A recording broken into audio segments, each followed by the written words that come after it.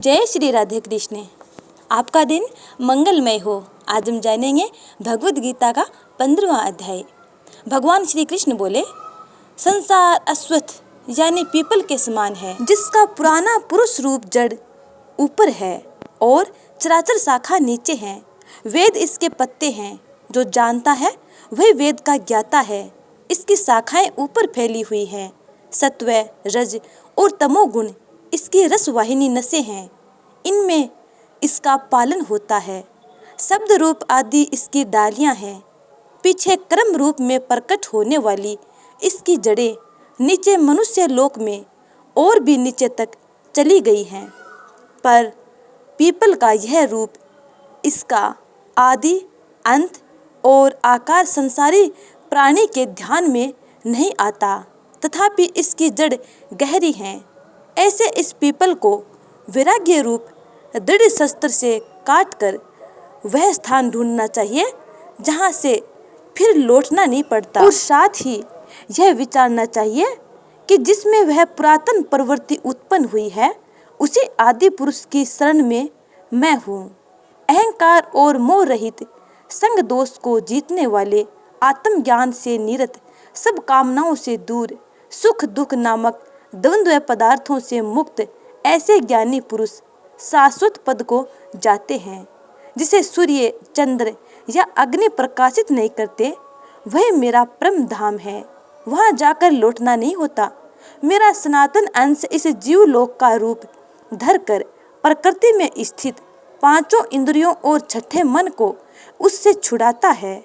जैसे वायु पुष्प आदि की गंध को दूसरे स्थान में ले जाता है, इसी प्रकार यह देह स्वामी शरीर धारण करने के बाद उसका परित्याग करता है। तब इंद्रियों और मन को साथ ले जाता है। कान, आँख, चर्म, जीभ, नाक और मन का आश्रय लेकर वह जीव विषयों का भोग करता है। एक देह से दूसरी देह को जाते अथवा एक ही देह में रहते समय अथवा इंद्रियों से युक्त हो विषयों का उपभोग करते हुए इसको मूर्ख देख नहीं सकते, किंतु ज्ञान रूप नेत्र वे देखते हैं। यत्न करने से योगी जन इसे देख सकते हैं, परंतु अज्ञानी यत्न करके भी इसे नहीं देख पाते। जो तेज सूर्य, चंद्रमा और अग्नि में वर्तमान है और जगत को प्रकाशित करता है, उसे मेरा ही तेज मानो। मैं ही पृथ्वी में प्रवेश कर अपने तेज से समस्त भूतों को धारण करता हूँ और इनमें रस स्वरूप चंद्रमा बनकर ही मैं सब औषधियों को पोषण करता हूँ। मैं जठराग्नि होकर प्राणियों की देह में प्रविष्ट हूँ और प्राणवायु अपान वायु से संयुक्त होकर चारों प्रकार यानी भक्ष्य, भोज्य, चोष्य, लेह्य से भोजन किए हुए प्राणियों के अन्न को पचाता हूँ। संपूर्ण भूतों के हृदय कमल में निवास करता हूँ। मुझसे ही स्मृति, ज्ञान और उनका नाश होता है। सब वेदों में जानने योग्य मैं ही हूँ। वेदांत का कर्ता और वेदों का ज्ञाता मैं ही हूँ। इस संसार में चर और अचर ये दो पुरुष हैं। जितने नाशवान प्राणी हैं वे चर कहलाते हैं, और उसमें कुटस्थ अर्थात शैल शिखर के भांति स्थिर चैतन्य को अचर कहते हैं, किंतु उत्तम पुरुष परमात्मा विकार रहित, सर्वनियंता, बद, मुक्त, नित्य रूप तीनों लोकों में प्रविष्ट होकर धारण पोषण करता है। वह इन दोनों से अलग है। मैं चर और अचर से उत्कृष्ट हूँ। इसी कारण से लोक और वेद में पुरुषोत्तम नाम से विख्यात हूँ।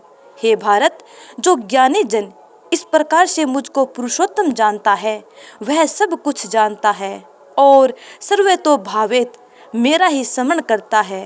हे भारत, शास्त्र के गुह्य भेद को जो मैंने कहा है, जानकर बुद्धिमान पुरुष कृतकृत्य होता है। इसलिए तुम मुझे चैतन्य मानकर मेरा ही स्मरण करते रहो।